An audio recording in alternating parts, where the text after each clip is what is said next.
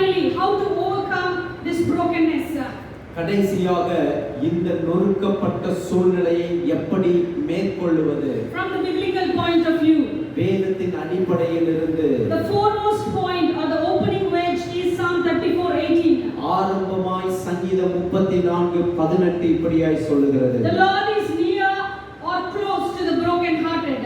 நொறுங்குண்ட இருதயம் உள்ளவர்களுக்கு கர்த்தர் சமீபமாய் The இருக்கிறார். next question is, what is the need for him to be close? அடுத்த கேள்வி இதுதான் வருது. நொறுங்குண்ட இருதயத்துக்கு ஏன் அவர் கிட்ட இருக்கணும்? All because he is your creator. எல்லாம் ஒரே ஒரு காரியம் தான், அவர் உங்களை உண்டாக்கினவர். See, his hands made you and your vessel. அவர்தான் உங்களை உண்டாக்கி படைத்தவர். Husbands are not close to the broken hearts. கணவர்கள் உடைந்த இருதயத்திற்கு நெருக்கமானவர்கள் அல்ல. Nor wives. மனைவிகளும் அல்ல. Nor children, nor anything that belongs to this earth. இந்த பூமிக்குரிய எதுவும் உங்கள் பிள்ளைகளோ வேறு யாரும் அதற்கு நெருக்கமானவர்கள் அல்ல. All because they didn't create you. ஏனென்றால் அவர்கள் உங்களை உண்டாக்கவில்லை. Your husband didn't create you. உங்கள் கணவர் உங்களை உண்டாக்கவில்லை. Your wife didn't create you. உங்களுடைய மனைவி உங்களை உருவாக்கவில்லை. But my God, whom I believe, he created you and me. நான் விசுவாசிக்கிறேன், நான் ஆராதிக்கிற தேவன் அவர் உங்களையும் என்னையும் உண்டாக்கினவர். See, all wives and husbands, they are also like you and they are living with you. That's it. எந்த கணவனா இருந்தாலும் எந்த மனைவியா இருந்தாலும் அவங்களும் அதே போல சூழ்நிலையில இருப்பவர்கள், உங்களோடு வாழக்கூடியவர்கள். So the Lord is near to the broken hearted, all because he is the one who created your vessel. நொறுங்குண்ட இருதயத்திற்கு கர்த்தர் சமீபமாய் இருக்கிறார். காரணம் உங்களை உண்டாக்கினவர் அவர். Because God knows the condition of the vessel that he created. Understand very clearly, mark my words. தேவன் தான் உண்டாக்கின பாத்திரம் எப்படிப்பட்டது என்பதை நன்கு அறிந்தவர். He knows how many cracks you have. அவருக்கு நன்றாய் தெரியும் எத்தனை விதமான பிளவுகள் அல்லது உடைப்பு உங்களுக்குள் இருக்கிறது. Because he is watching you continuously, because he is the one who created that vessel, that part. அவர் எப்பொழுதும் உங்களை நோக்கிக் கொண்டே இருக்கிறார். அவர்தான் உங்களை உண்டாக்கினபடியினால் அவருக்கு சகலமும் தெரியும். He knows the damages. உங்களுக்குள் இருக்கக்கூடிய எல்லா வித பாதிப்புகளையும் அவர் He அறிவார். knows the shame and the pain and the leakage. நீங்கள் உங்கள் வாழ்க்கையிலே கடந்து போய் கொண்டிருக்கிற அந்த அவமானங்கள், நிந்தனைகள், பாடுகள், உங்களுக்குள் இருந்த காரியங்கள் கசிந்து வெளியே போகிறதை கர்த்தர் அறிவார். He has record of everything. அவர் எல்லாவற்றையும் குறித்து வைத்திருக்கிறார். And the second point, in biblical point of view, வேதத்தின் அடிப்படையிலே இரண்டாவது ஒரு குறிப்பு. Isaiah 61:1 says, ஏசாயா 61:6 இப்படியாய் சொல்கிறது. God has sent Jesus Christ our Lord to heal the broken hearted. You must get that point. Isaiah 61:1. ஏசாயா 61:1 இப்படியாய் சொல்லுகிறது. அவர் காயம் கட்டுதலையும் சிறைப்பட்டவருக்கு விடுதலையையும் கட்டுண்டவர்களுக்கு கட்டவிழ்த்தலை கூறவும். He has sent me. You can read that verse. God has sent his only son to this earth so that he can heal the broken hearted. தேவன் தன்னுடைய ஒரே பேரான குமாரனை இந்த பூமிக்கு அனுப்பினார். எதற்கு என்றால் காயப்பட்ட இருதயத்தை சுத்தமாக்குவதற்கு. See, in Christ we have assured healing. நான் நிச்சயமாய் சொல்ல முடியும், கிறிஸ்துவுக்குள்ளே நமக்கு பரிபூரணமாக சுகம் கிடைக்கும். He is our only hope in the midst of our brokenness. நம்முடைய நொறுங்குண்ட சூழ்நிலையின் மத்தியில் இயேசு கிறிஸ்து மாத்திரமே சுத்தமாக்கப்படுவதற்கு வாய்ப்பு. The Bible says God sent me to heal the broken hearted.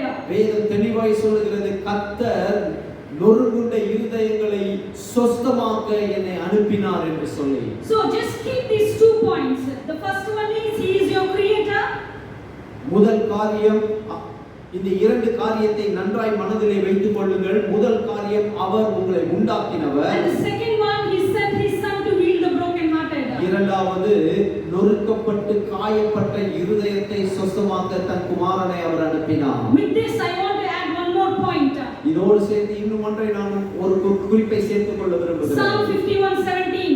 சங்கீதம் 51:17 இப்படியாய் சொல்லுகிறது. I love this verse. Sacrifices of God are broken heart, broken spirit, a broken and contrite spirit God will never despise. சங்கீதம் 51:17 மிக அழகாய் சொல்லுகிறது, தேவனுக்கு ஏற்கும் பலிகள் நொறுங்குண்ட ஆவிதான்.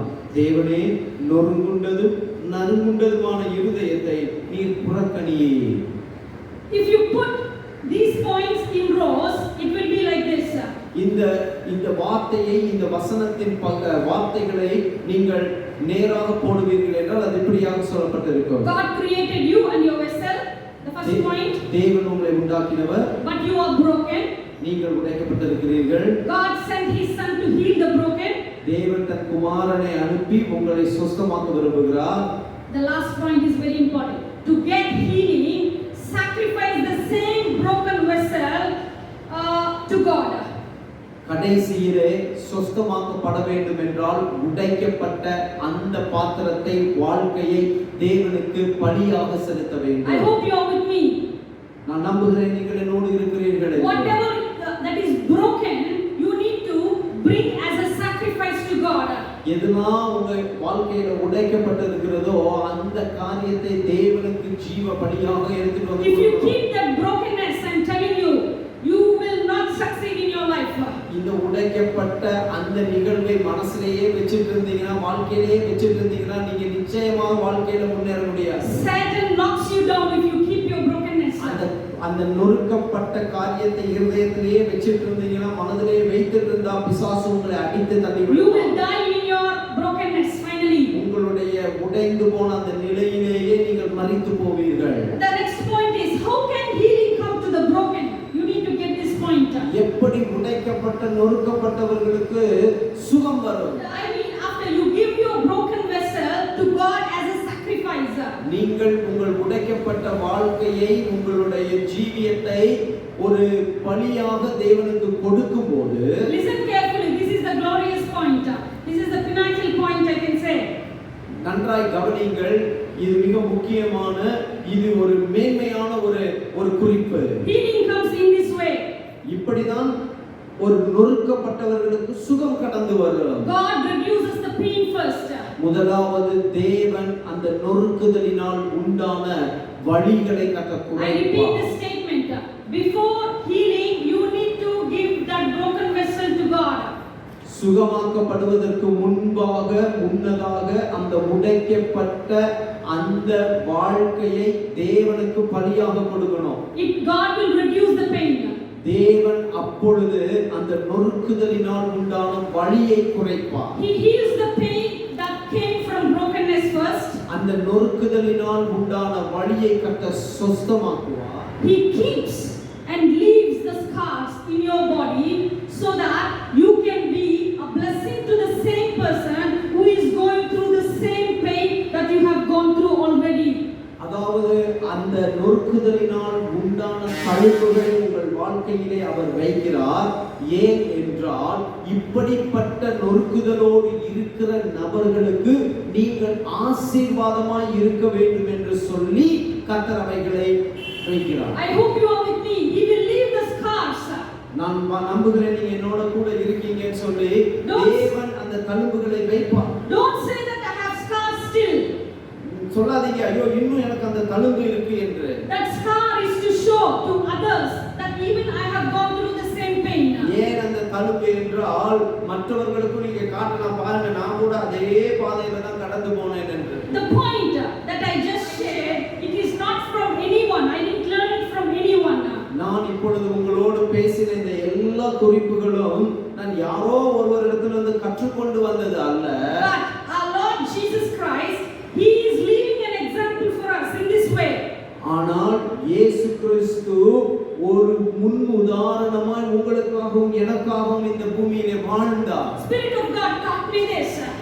ஆவியானவர் இதை எனக்கு போதித்தார். See, after suffering, after affliction, after brokenness, after resurrection, Jesus is he's our Lord. He is still keeping the wounds for us. தான் பட்ட எல்லா பாடுகள், எல்லா அவமானங்கள், நொறுக்கப்படுதல், அதற்கு பின்பாக மரணம், உயிர்த்தெழுதல், இப்பொழுது தேவனோடு இருக்கிற இந்த சூழ்நிலையிலும் அவர் தனக்கு ஏற்பட்ட காயங்களை அப்படியே தான் வைத்திருக்கிறார். Why his wounds are not healed? ஏன் அவருடைய காயங்கள் இன்னும் ஆறல? தழும்புகள் உண்டு. He is showing the same wounds from Thomas till today. தோமாவிலிருந்து இன்றைக்கு வரைக்கும் ஏன் அவருடைய தழும்புகளை காட்டுகிறார் என்றால் அவர் தழும்புகளால் நாம் சுகமாக வேண்டும் என்று Receive சொல்லி healing from his stripes. அவருடைய காயப்பட்ட தழும்புகளால் நீங்கள் சுகத்தை பெற்றுக்கொள்ளுங்கள் என்று சொல்லுகிறேன். See, this is an old saying, diamond cuts diamond. ஒரு பழமொழி இப்படியாய் உண்டு, வைரம் வைரத்தை பிளக்கும் என்று. This proverb is used to describe of someone who are equal in same skills. இது எதை குறிக்கிறது என்றால் இருவர் ஒரே விதமான நிறைய தாளந்துகளோடு இருக்கிறவர்கள். They have ability to compete with each other. அவர்கள் இருவரும் தங்களுக்குள்ளாக போட்டி போட்டுக் கொள்ளும் அளவுக்கு அவர்கள் வல்லமை படைத்தவர்கள். So my point is, brokenness can break brokenness if it goes to the master hands. என்னுடைய குறிப்பு இதுதான், ஒரு நொறுக்கப்படுதல் இன்னொரு நொறுக்கப்படுதலை குணமாக்க முடியும் எப்பொழுது என்றால் உண்டாக்கின சர்வ வல்லவரிடத்திலே கடந்து போகும்போது. Healing and happiness comes from helping people like you. சுகமும் அற்புதமும் சந்தோஷமும் எப்பொழுது வரும் என்றால் காயப்பட்டவர்களுக்கு நொறுக்கப்பட்டவர்களுக்கு நாம் உதவி செய்யும். So it will help you in two ways. உங்களுக்கு இரண்டு விதத்தில் அது உதவி செய்யும். It will heal you first. முதலாவது அது உங்களை சுத்தமாக்கும். And you will be a blessing to others. நீங்கள் மற்றவர்களுக்கு ஆசீர்வாதமாய் இருப்பீர்கள். You should realize that you are not the only one that is broken. நீங்கள் நினைத்துக் கொள்ளக்கூடாது நீங்கள் மாத்திரம்தான் இந்த பூமியிலே நொறுக்கப்பட்டவர்கள் என்று. Everyone are broken. அநேகர் நொறுக்கப்பட்டிருக்கிறார்கள். See, but what the matter is how much you have endured. ஆனால் ஒரே ஒரு காரியம் ரொம்ப முக்கியம், எவ்வளவு தூரம் அதை சகித்தீர்கள் என்று. I want to end up by saying one small story here.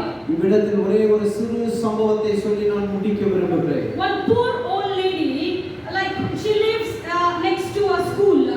ஒரு மிகவும் ஏழ்மையான தாய்மார் ஒரு பள்ளிக்கு பக்கத்திலே அவர்கள் வாழ்ந்தார். Every day school children comes to her like in the interval period and they will ask water to her. ஒவ்வொரு நாளும் இடைவேளையின் போது அந்த பள்ளியில் படிக்கிற பிள்ளைகள் அந்த தாயினிடத்திலே வந்து அந்த நேரங்களிலே தண்ணீர் கேட்பார்களாம். So she thought of putting one beautiful pot, something like colorful pot near her hut so that children can come and drink some water. அந்த பெண்மணி நினைத்தார்கள் தன் வீட்டண்டையிலேயே ஒரு அழகான ஒரு பாத்திரத்தை வைத்தால் அந்த பிள்ளைகள் வந்து நீர் அறிந்து கொள்ளலாம் என்று சொல்லி. But one day this pot, like children used to come and they used to drink water from that pot. அந்த பிள்ளைகள் வருவார்கள், அந்த அழகான பாத்திரத்திலிருந்து தண்ணீர் எடுத்து குடிப்பார்கள். But one day what happened, this pot got cracked and started leaking. ஒரு நாள் இந்த அழகான பாத்திரம் உடைந்து தண்ணீர் வீணாக போக ஆரம்பித்தது. This old lady, she was sad because she couldn't keep water for little children. ஆனால் இந்த ஏழ்மையான இந்த பெண்மணி அதிகமான ஒரு துக்கத்துக்குள் கடந்து போனார்கள். காரணம் அந்த பிள்ளைகளுக்கு கொடுக்க தண்ணி இல்லை, தண்ணி வைக்க. She can't offer new pot also because she is a poor lady. அவளால் இன்னும் ஒரு பாத்திரத்தையும் அல்லது குடத்தையும் அங்க வைக்க முடியாது. காரணம் அவள் மிகவும் ஏழ்மையானவள். But after some days she had an idea of mixing the clay and somehow she managed to fix that same pot. கொஞ்ச நாள் கழித்து ஒரு சிறு முயற்சி செய்ய ஆரம்பித்தால் அவளே களிமண்ணை எடுத்து அதை பிசைந்து அந்த எந்த இடத்திலே பிளவுகள் இருந்ததோ ஓட்டை இருந்ததோ அந்த இடத்தை அடைத்தாள். But the first day it started leaking again. முதல் நாளிலே மறுபடியும் அது என்ன செய்தது, தண்ணீர் அதன் வழியாக வெளியேற ஆரம்பித்தது. But with patience she worked on that pot and successfully like she managed to fix it. பொறுமையோடு அந்த பாத்திர தண்டையிலே உட்கார்ந்து வேலை செய்தால் அதை மறுபடியும் சீர்படுத்தினால் அந்த காரியம் நேர்த்தியாக முடிந்தது. Again kids started coming for water. மறுபடியும் பிள்ளைகள் வந்தார்கள், தண்ணீர் குடிக்க ஆரம்பித்தார்கள். But one sudden day, all of a sudden, the old lady passed away. ஒரு நாள் திடீர் என்று அந்த வயதான தாயார் மரித்து போனார். She left the pot empty and dry. அந்த தாயார் அந்த பாத்திரத்தை வறண்டதும் தண்ணீர் நிரம்பாததுமாய் விட்டு கடந்து போனார். But the children, these children, they didn't forget her and the pot. ஆனால் அந்த பிள்ளைகளோ அவளையும் அவள் வைத்து போன பாத்திரத்தையும் அவர்கள் மறக்கவே இல்லை.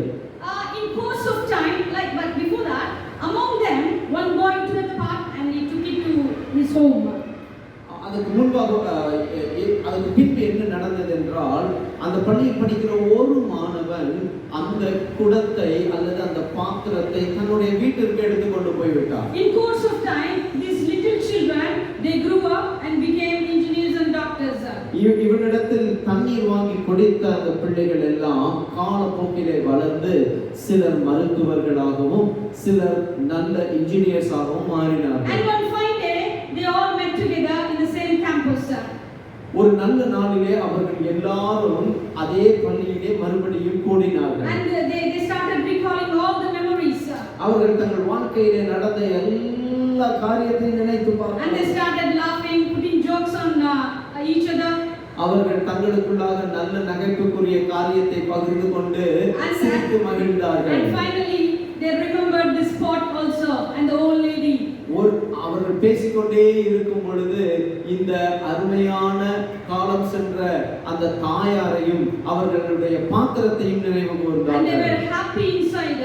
அவர்கள் தங்களுக்குள்ளாக மிகவும் மகிழ்ச்சியோடு இருந்தார்கள். And finally they talked among themselves and they came to one conclusion to build one water tank there near to the exactly next to the school. இதையெல்லாம் பேசி முடித்த பின்பு கடைசியில் அவர்களுக்குள் ஆலோசனை பண்ணி ஒரு காரியத்திற்கு வந்து நின்றார்கள்.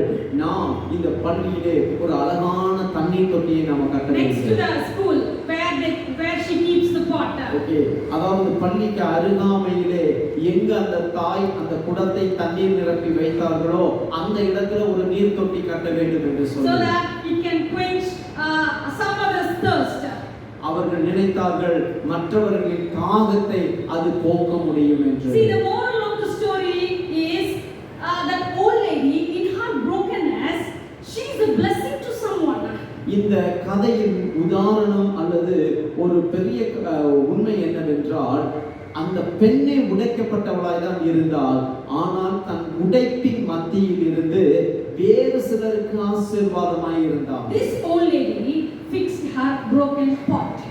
இந்த ஏழ்மையான தாயா உடைந்து போன தன் பாத்திரத்தை சீர்படுத்தினார்.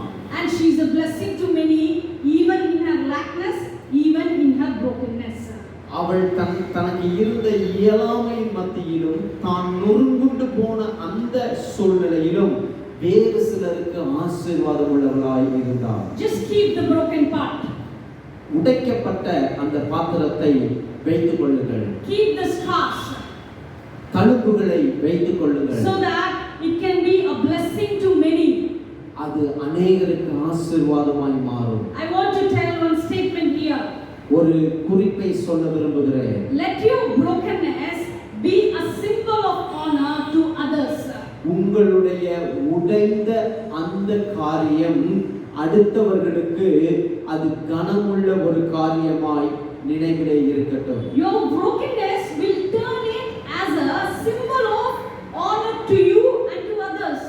உங்களுடைய உடைந்த அந்த காரியம் உங்களுக்கும் மற்றவர்களுக்கும் கனமுள்ளதாய் மாறும். Your brokenness should not be the end of your story. Listen carefully. நீங்கள் நொறுக்கப்பட்டது உங்க வாழ்க்கையிலே ஒரு முடிவாக உங்களுக்கு அமைந்து விடக்கூடாது. Your brokenness should be someone's new start.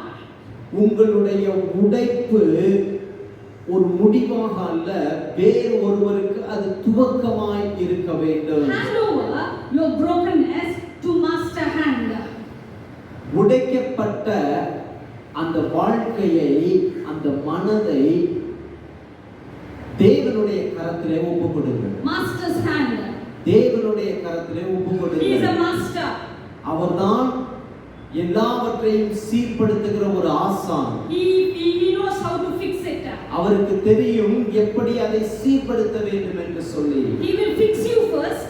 முதலாவது உங்களை அவர் சீர்படுத்துவார். And he will use you for someone. உங்களை மற்றவருக்கு பிரயோஜனம் உள்ளவராக பயன்படுத்துவார். See, all that you have to do, just cooperate with master. உங்கள் ஆசானாகிய தேவனோடு நீங்கள் சேர்ந்து அவர் செய்ய நினைக்கிறதற்கு நீங்கள் உடன்படுங்கள். Give time to him. அவருக்கு நேரம் கொடுங்கள். Like he is preparing you, he is உங்கள் உடைக்கப்பட்ட அந்த வாழ்க்கை இந்த பாத்திரத்தை யாரோ ஒருவருக்கு பிரயோஜனமாய் இருக்க கர்த்தர் உங்களை ஆயத்தப்படுத்திக் I கொண்டிருக்கிறார். feel like speaking about one woman in this place. இந்த இடத்திலிருந்து ஒரு பெண்ணை குறித்து பேசுவதற்கு நான் விருப்பப்படுகிறேன். The best example that I want to mention in this 21st century is Joyce Meyer. இந்த இடத்திலிருந்து நான் சொல்ல விரும்புகிற ஒரு பெண் இந்த 21ஆம் நூற்றாண்டிலே யார் என்றால் Joyce Meyer. She faced child abusement by her father, raped by her father more than 100 times. அவள் தன் தகப்பனாலே பாலியல் துன்புறுத்தலுக்குள்ளாக ஆனான நபர் 100க்கு மேற்பட்ட முறை தன் சொந்த தகப்பனால் கற்பழிக்கப்பட்ட ஒரு பெண். What kind of brokenness it is? எப்படிப்பட்டதான ஒரு நொறுக்கப்படுதல். Like think about that brokenness. நினைத்து பாருங்களேன் அந்த சகோதரியினுடைய உடைப்பட்ட நொறுக்கப்பட்ட வாழ்க்கை. She was crushed. அவள் உடைக்கப்பட்டு அமுக்கப்பட்டு கசக்கப்பட்டிருந்தாள். But today she is standing for God and she is a blessing to the entire world, like some crores of people who are going through the same condition, same sexual abusement. இன்றைக்கு அநேகருக்கு உலகம் முழுவதும் கோடிக்கணக்கானோருக்கு அவர்கள் ஆசீர்வாதம் உள்ள ஒரு பாத்திரமாய் இருக்கிறார்கள். முக்கியமாக பாலியல் ரீதியாக சீரழிக்கப்பட்ட அநேகருடைய வாழ்க்கையிலே ஒரு நம்பிக்கையை ஏற்படுத்துகிற ஒரு நபராய் இருக்கிறார். So in the midst of your brokenness, just give that broken part to God. He will fix it and he will use you for many. உடைக்கப்பட்ட உன் வாழ்க்கையை, உடைந்த அந்த பகுதியை உன் தேவனிடத்திலே ஒப்புக்கொடு. உன்னை ஸ்திரப்படுத்தி சீர்படுத்தி கர்த்தர் அநேகருக்கு உன்னை பயனுள்ள பாத்திரமாய் வைப்பார். I repeat, let your brokenness be a symbol of honor to others. உன்னுடைய உடைக்கப்பட்ட அந்த நிகழ்வு ஒரு சாட்சி உள்ளதாய் அநேகருக்கு பிரயோஜனமாய் இருப்பதாக. May the Spirit of God lead you in this way. தேவனுடைய ஆவியானவர் இவ்விதமாய் உங்களை நடத்துவாராக. God bless. தேவன் உங்களை ஆசீர்வதிப்பாராக. Sing one song for you. This man of God is singing about his brokenness to Master, to Son of God. The meaning of the song is this: God knows that I am broken, and God is using that same broken vessel. This part is nobody knows, but God alone knows it. And he says, Lord, I am not worthy because I am broken, but you are using me for your glory. That is the meaning of this song. We are going to sing this song.